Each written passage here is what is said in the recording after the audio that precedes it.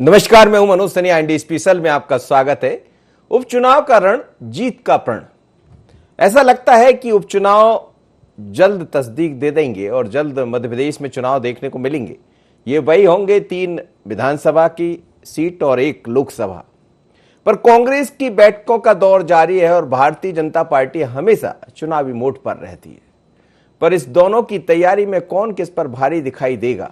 दावे सबके अपने हैं और लगातार यदि हमला बोलने की बात है कांग्रेस की तरफ से, तो सज्जन वर्मा अपनी बात कहते रहते हैं और उसमें अपना दर्द भी दिखाते हैं और दर्द के साथ ये भी बताते हैं कि चुनाव तो हम जीतेंगे, क्योंकि दमोह से उत्साहित है कांग्रेस।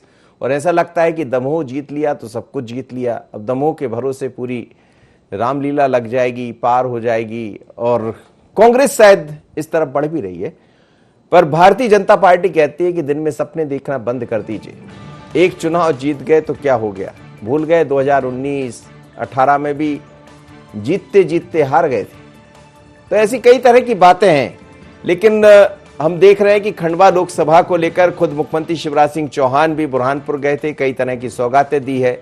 अब उसको लोकसभा चुनाव से जोड़कर देखा जाए या ना देखा जाए, पर सीधे तौर पर नजर तो आता ही है। इसी तरह अरुण यादव लगातार फील्ड में पहुंच रहे हैं, लोगों से मुलाकातें कर रहे हैं। अर्चना चिटनिस जी बड़ी तेजी से लगी हुई है, मंच पर भी उस दिन नजर आ रही थी। जरा सुनते हैं कि आखिर क्यों है कांग्रेस को इतना उत्साह है और क्या कह रही है 3 विधानसभा और 1 लोकसभा को लेकर। सुनिएगा सज्जन वर्मा को, और फिर क्या कहा उस पर भारतीय जनता पार्टी ने, वो भी सुन लीजिए। 2 मसले इस समय कांग्रेस के सामने हैं। एक मसला है 1 लोकसभा और 3 विधानसभा के चुनाव, जिसमें हमें अपने साथियों की ड्यूटी लगाना है। अभी से दमोह पैटर्न पे हम चुनाव लड़ना चाहते हैं, ये अत्यंत आवश्यक है। और जो माहौल जनता का है वो स्पष्ट है। इस बार फिर मैंडेट जनता कांग्रेस को देना चाहती। देखो, एक कहावत है कि अंधे के हाथ बटेर लगी तो कहने लगा मैं बड़ा शिकारी हूँ। एक दमोह चुनाव क्या जीत गए तो उनको लगता है सारे चुनाव जीत जाएंगे। इससे पहले जो फजीयत लोकसभा चुनाव में हुई और उसके बाद विधानसभा उपचुनाव में हुई, कांग्रेस जख्म भूल गई क्या? मुझे लगता है कि ये हमारी नहीं, कमलनाथ की खिल्ली उड़ाने का ठेका इस समय सज्जन सिंह वर्मा ने ले रखा है। चलिए, तो पारासर जी कह रहे थे कि उन्होंने मजाक बनाने का ठेका ले रखा सज्जन वर्मा ने। अब मजाक किसका बनेगा किसका नहीं बनेगा, ये तो जनता के हाथ में होता है उपचुनाव में। पर यह जरूर है कि दोनों पार्टियां, हम ये भी देख रहे हैं कि भारतीय जनता पार्टी अलग अलग बैठकें कर रही है, सोशल मीडिया के जरिए अपने कार्यकर्ताओं को जोड़ रही है। इसी तरह कांग्रेस में अब एक्चुअल बैठक चल रही है और एक्चुअल बैठक का मुद्दा भी वही है कि कैसे हम दमोह की तरह चुनाव जीतें। मेरे साथ इस वक्त पीसी शर्मा जी जुड़ रहे हैं, कांग्रेस के वरिष्ठ नेता है, पूर्व मंत्री है, और साथ ही भारतीय जनता पार्टी से भी मेहमान मेरे साथ जुड़ेंगे और साथ ही वरिष्ठ पत्रकार भी रहेंगे। पीसी शर्मा साहब, हम देख रहे हैं कि दमोह के बाद से आप लोग एक अलग ऊर्जा के साथ लवरेज हैं और ऐसा लगता है कि दमोह के जैसा ही बाकी 3 उपचुनाव भी आप जीत लेंगे। सज्जन वर्मा भी यही कह रहे थे। आखिर इतना उत्साह कैसे है? क्या तैयारियां हो गई है? चल रही है जी। कमलनाथ जी लगातार मीटिंग कर रहे हैं। दूसरे हमारे जो संगठन है उनकी भी मीटिंग लगातार हो रही है। और दूसरा एक बड़ा साफ मामला है कि जहां एक तरफ मंडल सेक्टर कंप्लीट मजबूत है हमारे, वहीं आज जनता परेशान है कोरोना से। कोरोना महामारी, तो डीजल पेट्रोल जो 11 रुपए और 100 रुपए हो गए, रसोई के 850, ये बेरोजगारी, महंगाई की महामारी, बेरोजगारी की महामारी और कोरोना की महामारी, ये सब चीजों ने लोगों को की जिंदगी में जहर घोल दिया है। और लॉकडाउन में लोगों के काम धंधे बंद हो गए। आज किसान परेशान है, पानी गिर नहीं रहा है, पूरी जहाँ तक साई मची हुई है, कानून व्यवस्था ठप है। पहले नेमावर में 5 लोगों की हत्या करके उनको गाड़ दिया गया। फिर अभी हमने देखा कि किशोरगंज और कैसे कियोर हुआ कि 3 महिलाओं को एक शिक्षक मार दिया। तो चारों तरफ हाहाकार बचा हुआ है और सरकार कर्मचारियों को भी कुछ दे नहीं रही है। ये कमलनाथ जी सरकार ने जो कैबिनेट में अप्रूव किया था आखिरी 5% वो दिया नहीं। जो शिक्षक है, एक शिक्षक ने अभी सुसाइड करके मुख्यमंत्री को चिट्ठी लिखी कि लोगों को रोजगार दीजिए, मुझे तो दिया नहीं आपने, इन लोगों को रोजगार दीजिए। तो कुल मिला के तो स्थिति, और वैक्सीन लग नहीं रही है, वैक्सीन के सब झूठे प्रचार होते हैं, फिर तीसरी लहर आ रही है, उसकी कोई तैयारी है नहीं। तो कुल मिलाकर ये जो सरकार है इस समय, तो ये दमोह उपचुनाव की ऊर्जा है या कांग्रेस, जो आप कह रहे हैं कि ये तमाम तरह की आपने बातें गिना दी, महंगाई और ये जो चीजें दिखाई दे रही, या इनके कारण आपको लग रहा है कि जनता हमें वोट करेगी? 17,000 से हारे थे ये, इस बार तो 40-40, 50-50 से हारेंगे। तैयारी है कांग्रेस की, कांग्रेस का वर्कर बिल्कुल पूरी तरह से बनने के लिए तैयार है। जी, शंकर तिवारी साहब जुड़ गए मेरे साथ, पूर्व विधायक है, सीनियर लीडर है भारतीय जनता पार्टी के, और जयराम शुक्ल जी हैं वरिष्ठ पत्रकार। तिवारी साहब, क्या तैयारियां भारतीय जनता पार्टी की भी है? हालांकि बीजेपी हमेशा कहती है कि चुनावी मोड पर हम रहते हैं, पर जैसा पीसी शर्मा जी कह रहे हैं कि जो स्थितियां बनी हुई है मध्य प्रदेश में, वो कोविड की बात को भी गिनाते हैं, वो महंगाई को भी बताते हैं, और दमोह से तो एक ऊर्जा मिली हुई है, उसको बरकरार रखना चाहते हैं। क्या तैयारी भारतीय जनता पार्टी?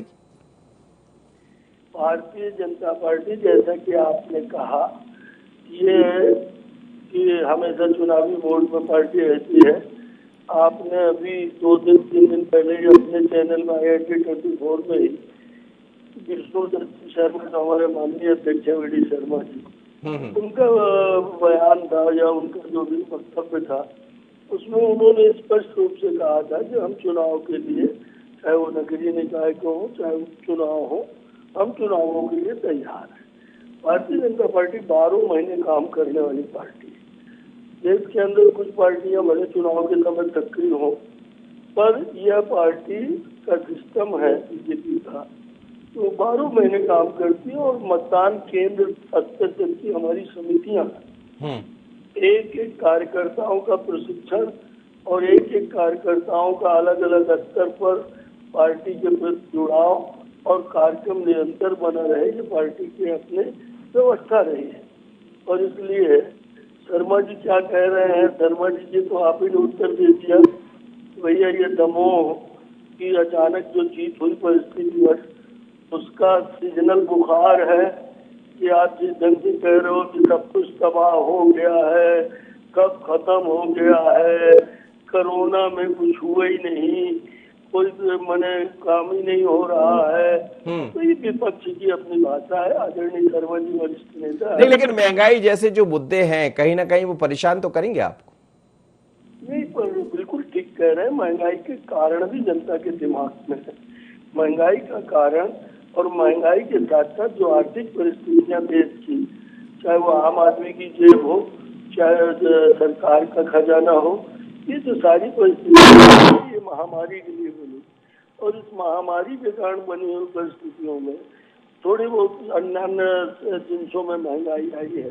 पर आपने देखा होगा 80 करोड़ लोगों को देश में खाद्यान्न नवंबर तक फ्री देने की बात, जो गरीब तबके के लोग हैं, मजदूर तबके के लोग हैं, उनको देने की बात सरकार कह चुकी है। इसके अलावा आपने ये देखा होगा कि अभी आपके चैनल में भी शायद बहस हुई थी, दालों के लिए जो दाल है, उन दालों के लिए ये स्पष्ट किया गया कि कितना स्टॉक लोग रख सकेंगे ताकि दाल की महंगाई न बढ़े। सरकार पूरी ताकत से महंगाई पर नियंत्रण करने के लिए तैयार है। और हमारी सरकार का तो देखिए, आज कोरोना के कारण थोड़ी कठिनाई है, और वो प्राकृतिक कारण है, परिस्थिति जन्य कारण है। पर जनता पार्टी की सरकार रही हो, 77 की अटल की सरकार रही हो, ये हमेशा रहा है कि जब बीजेपी की सरकार रही है तो महंगाई पर हमने नियंत्रण ही नहीं किया, महंगाई को हमने नियंत्रित करके आम आदमी को सुविधाएं दी। ठीक है सर, मैं लौट रहा हूँ। जयराम शुक्ल साहब जी, ये जो बातें चल रही है दोनों ही दलों की, हालांकि चुनाव में जब भी कोई मैदान में होता है तो अपने प्रण होते हैं, अपना रण लड़ने का, यानी चुनाव में मैदान में उतरने का एक अपना तरीका होता है, पर कुछ परिस्थितियां अलग भी है इस बार। लोकसभा की जब हम बात करते हैं तो हमने देखा शिवराज जी भी बुरहानपुर पहुंचे थे, कई तरह की सौगातें दी है। अर्चना चिटनीस वहां से अपना दावा ज्यादा दिखाते नजर आ रही भारतीय जनता पार्टी से। कांग्रेस से हमें लग रहा है कि लगभग तय है कि अरुण यादव वहां से चुनाव मैदान में होंगे। लेकिन विधानसभा को हम देखें तो 2 कांग्रेस के पास थी और 1 बीजेपी के पास थी। देखिए क्या है कि हेलो, जी जी कहिएगा। देखिए क्या है कि ये चुनाव बड़े असमंजस में रहेंगे और किसी को प्रेरित करना बड़ा मुश्किल होगा कि किसका वातावरण बनेगा। ये बात सही है कि कोरोना काल और सबसे ज्यादा महंगाई और बेरोजगारी बिल्कुल प्रकट होकर सड़क पे आ गई है।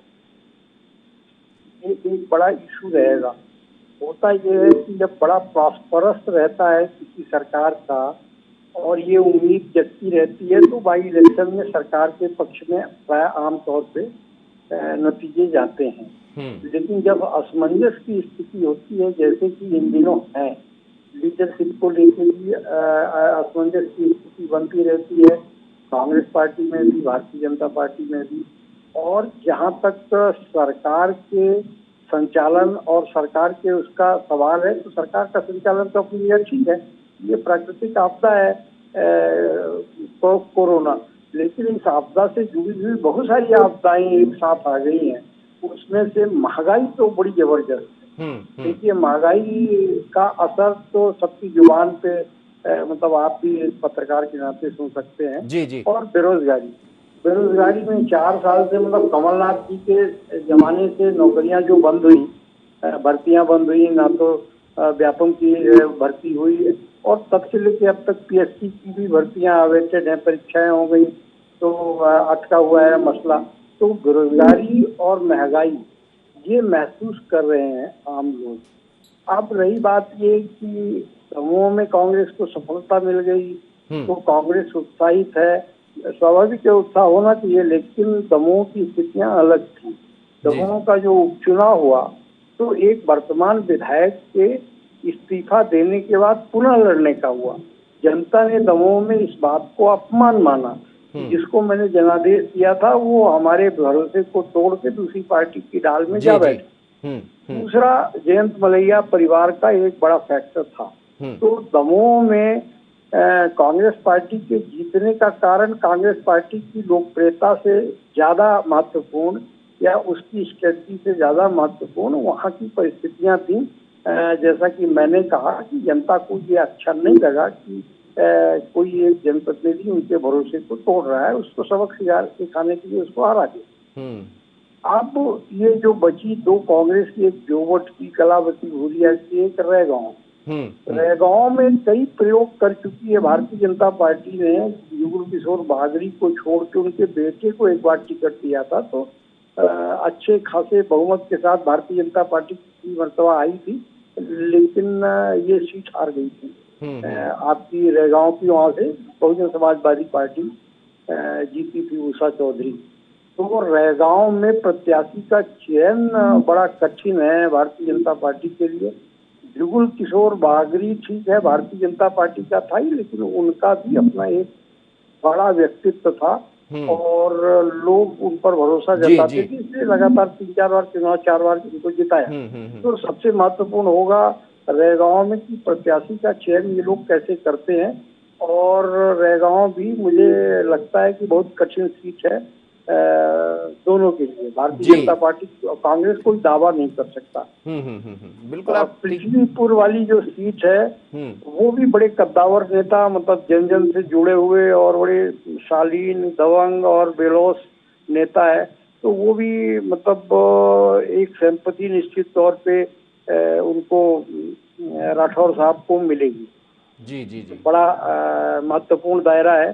अब ये देखना पड़ेगा कि अभी हाल में टीकमगढ़ से वो हुए हैं वीरेंद्र कुमार जी केंद्रीय मंत्री हुए हैं, उनका कितना असर पड़ता है। गोपाल भार्गव जी प्रभारी मंत्री है, उनका कितना असर पड़ता है। तो वो भी एक वो है। खंडवा की जहाँ तक बात है वहाँ भी एक सिंपैथी तो होती है कि उस परिवार के किसी व्यक्ति को खड़ा कर दिया जाना है। खंडवा में भी ये स्थिति नहीं है। नंदू भैया के जो बारिश है उनको ये नहीं मान रहे कि इनको पार्टी उतारेगी। कैलाश जी के नाम चल रहे हैं और भी बहुत से लोगों के नाम चल रहे हैं। तो कुल मिला के मेरा जो मानना है कि इस उपचुनाव में एक लोकसभा और 3 विधानसभा दोनों सीटें बहुत ही असमंजस में है। संगठन की दृष्टि से हमेशा की तरह भारतीय जनता पार्टी आगे है और उसके पास एक मजबूत संगठन है। कांग्रेस पार्टी में एक दमोह चुनाव के बाद से एक उत्साह है और इस बार जब सरकार बनी तो एक भरोसा भी जगा कांग्रेस पार्टी के लोगों में कि हम कुछ भी कर सकते हैं यदि वापसी भी कर सकते हैं। जी जी जी, चलिए सर, बिल्कुल। पीसी शर्मा साहब मेरे साथ जुड़े। पीसी शर्मा जी, यही है कि दमोह का जो चुनाव था वो थोड़ा सा अलग था, क्योंकि उस बीच में कोविड भी चल रहा था और वहां जयंत मलैया जी के बारे में जो बातें कही जा रही थी वो अलग मुद्दा था। दूसरा ये भी दिखाई दे रहा था कि लोधी वर्सेस अदर्स हो गया था वहां पर चुनाव। लेकिन बाकी जो चुनाव होंगे वो अलग होंगे। पृथ्वीपुर से तो आप बहुत मजबूत रहेंगे, क्योंकि ब्रजेंद्र सिंह राठौर वहां से रहे हैं, उन्होंने काम भी किया है। बाकी सीटों में थोड़ा सा आपको मेहनत करना पड़ेगी। यही मैं सुन रहा था जो बात सामने आ रही है कि ये मान के चलिए पृथ्वीपुर और जो जाबुआ सीट है जो भट्ट राजपुर की कलावती थी, वहाँ कांग्रेस बहुत मजबूत है, तो पहले से मजबूत है दो सीटों पे।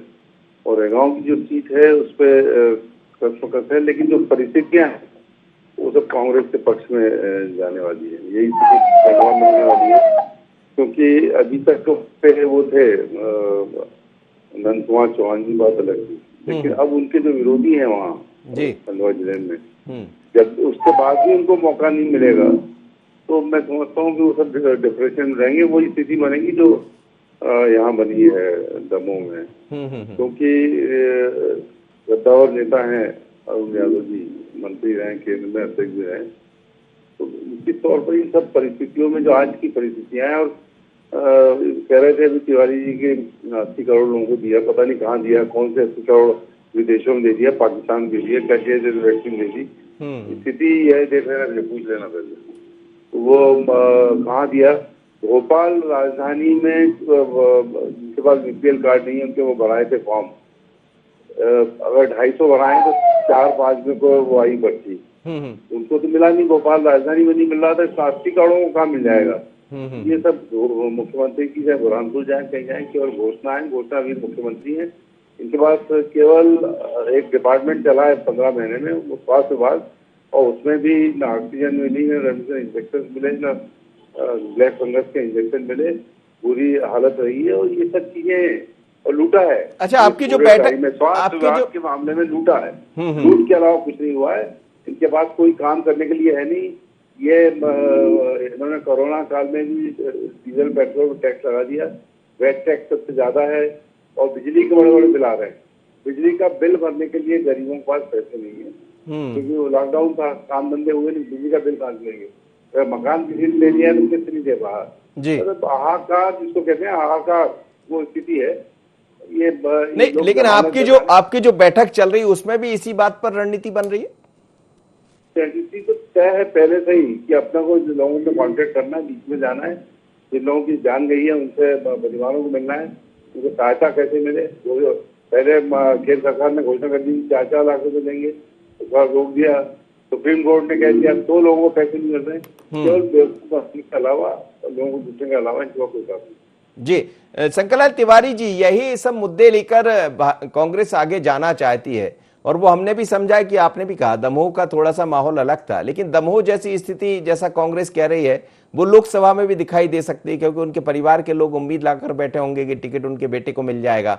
पर वहां से अर्चना चिटनिस है, कैलाश विजयवर्गीय जी है, ऐसे तमाम तरह के नाम वहां पे दिखाई दे रहे हैं। रेगांव आपके पास रही है, पर 2 सीटें तो कांग्रेस के पास रही है।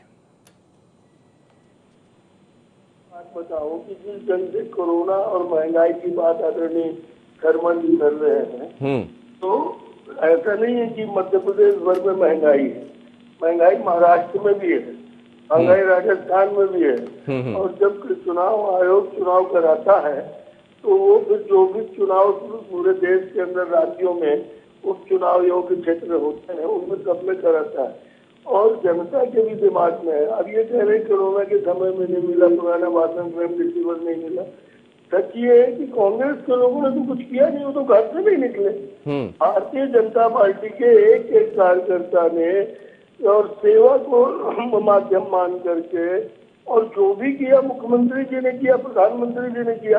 ऑक्सीजन की कमी थी, ये दुनिया मानती है, पर ऑक्सीजन की कमी का अचानक कारण ये बना कि जिस ढंग से संक्रमण फैला तेजी से, और उस ढंग से सरकार ने, माननीय प्रधानमंत्री जी ने वायुयान से, पानी के जहाजों से, रेलगाड़ी से ऑक्सीजन पहुंचाई। और इतने ही नहीं, मध्य प्रदेश के मुख्यमंत्री जी के बारे में भी आप ही को खुद मालूम है, और शर्मा जी कल के कांग्रेस के नेता वो कुछ भी बोले, पर मध्य प्रदेश के अंदर कांग्रेस ने ऐसा क्या किया है कि लोग कांग्रेस के साथ चले जाएंगे? कांग्रेस के लोग तो घर से बाहर नहीं निकले, और उल्टा कभी वैक्सीन पर दहशत फैल रहा है। लॉकडाउन लगा दो तो कहें क्यों लगा दिया, लॉकडाउन उठाओ तो कहते हैं क्यों उठा दिया। और इसलिए कांग्रेस के ये थोथे नारे और ये थोटी जो चिल्ली के सपने हैं, इनसे कुछ नहीं होने वाला। आदरणीय जयराम जी बहुत वरिष्ठ पत्रकार हैं और वरिष्ठ विश्लेषक हैं और दिमाग बोलते हैं, उन्होंने स्पष्ट नहीं, लेकिन शेख चिल्ली के सपनों की आप बात कर रहे हैं, यही तो हो गया था दमोह में। बीजेपी को भी ये लग रहा था कि चुनाव किसी भी तरह हम जीत जाएंगे, वो नहीं जीत पाए। को अगर सामने रख करके ही अपन चर्चा कर रहे हैं, तो आपने स्वयं कहा है और आदरणीय जयराम जी ने भी कहा है कि दमोह के, मैंने भी कहा था शुरुआत में कि वहाँ की परिस्थितियां भिन्न थी और उन परिस्थितियों में वो चुनाव हम हारे हैं। पर वस्तुस्थिति ये है कि कांग्रेस को इन उपचुनावों में अपनी जो 2 सीट है कांग्रेस, जहाँ विधायक के कांग्रेस थे, वो 2 सीटें इनको बचाना मुश्किल पड़ेगा। जो बीजेपी को नहीं जानते, ये जबरदस्ती मुगालते में जीना चाहते हैं कांग्रेस के नेता, तो जिए, पर ये 2 सीटें जो कांग्रेस की थी, ये बचाना इनको मुश्किल पड़ेगा। और खंडवा में पार्टी का इतना मजबूत काम है, और खंडवा में जो ये सोच सपने देख रहे हैं, मैंने शेख चिल्ली के सपने इसलिए जी, इन्होंने कहा कि वो वहाँ विघटन हो जाएगा, वहाँ टिकट इसको नहीं मिलेगी, उसको भी नहीं मिलेगी। ये परिस्थितियां सभी पार्टियों में सभी जगह थोड़ी रहती हैं, पर भारतीय जनता पार्टी की दृष्टि से अगर पीसी शर्मा जी अकेले में विचार करेंगे तो वो जानेंगे कि अरुण यादव की दुर्गति कमलनाथ ने कितनी की है। और अरुण यादव को वो सामने अभी नाम ले रहे थे, अरुण यादव पहले भी आजमाए हुए सिक्के हैं, वो वहाँ चुनाव हार चुके हैं। हाँ, जीते भी थे। नरेंद्र मोदी जी का जो क्रेज है देश के अंदर, और प्रदेश के अंदर सरकार भारतीय जनता पार्टी की है। कोरोना में भी जो किया सरकार ने किया प्रदेश की और केंद्र। आगे भी जनता के दिमाग में ये बात है कि ये सिर्फ, चलिए जयराम शुक्ला सर से एक अंतिम प्रतिक्रिया लूंगा। सर, ये जो दिखाई दे रहा है, आपने भी कहा, लेकिन क्या ये चुनाव 2023 की बात कह देंगे जो भी जीत हार होगी? आप कह सकते हैं, एक संकेतक के रूप में रहेंगे। एक संकेतक के रूप में आप मान सकते हैं जी जी, कि आमतौर पर उपचुनाव के नतीजे सत्ता पक्ष की ओर जाते हैं। यदि सत्ता पक्ष की ओर उपचुनाव नहीं है तो इसका संकेत आप मान सकते हैं। जी नहीं जी, लेकिन ये संकेत आप कह रहे हैं मान सकते हैं, पर सवाल ये भी है कि बीजेपी का संगठन बड़ा मजबूत होता है और कांग्रेस के संगठन पर सवाल उठते रहे। पर इस बार कांग्रेस की बैठक भी चल रही लगातार इस बात, और कमलनाथ अब लगभग तय हो गया कि मध्य प्रदेश में वो रहने वाले, दिल्ली में नहीं रहेंगे। तो क्या एक अलग तरह की रणनीति कांग्रेस भी लेकर आएगी? कि कांग्रेस के पास रणनीति तो जो है सो है, ये संगठन, ये रणनीति, ये सब कुछ धरी रह जाती है जब जनता अपने पे आती। ठीक बात। जनता यदि कन्विंस है सरकार से, तो फिर उसको कोई वो पैसा भी ले लेगी और जहां मन पड़ेगा वहां वोट भी देगी। जनता का देखिए ट्रेंड बदल गया है। आज जो लोग कहते हैं कि हम कंबल, दारू और रुपए देके या डरा धमका के वोट अपने पक्ष में डलवा सकते हैं, वो मुगालते में। ऐसा मुगालता पालना भी नहीं चाहिए। जी जी, अब जनता पैसा भी ले लेती है, दारू भी ले लेती है, कंबल भी ले लेती है, और जहां मन पड़ता वहां वोट भी देती है। चलिए, जनता बहुत समझदार हो गई। सर, समय इजाजत नहीं दे रहा। आप सभी मेहमानों को बहुत बहुत धन्यवाद मेरे साथ जुड़े। लेकिन मध्य प्रदेश में एक बार फिर उपचुनाव को लेकर चर्चाएं बड़ी तेज है। कांग्रेस उत्साहित है इस बात को लेकर कि दमोह के सपने बार बार आ जाते हैं और ऐसा लगता है कि दमोह शायद बाकी जगह भी काम करेगा।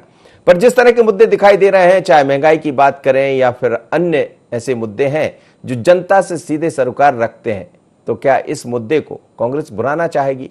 पर भारतीय जनता पार्टी संगठन के बतौर बहुत मजबूत है और एक अलग तरह की रणनीति पर काम कर रही है। अभी हमने देखा कि 2 सीटें कांग्रेस के पास रही विधानसभा में और एक भारतीय जनता पार्टी के पास। लोकसभा तो बीजेपी की रही है वहां से, पर क्या बदलाव के साथ कुछ और भी बदलेगा? तो नजर इस पर रहेगी उपचुनाव का रण, जीत का प्रण। इतना ही, मुझे दीजिए इजाजत, बने रहिए IND24।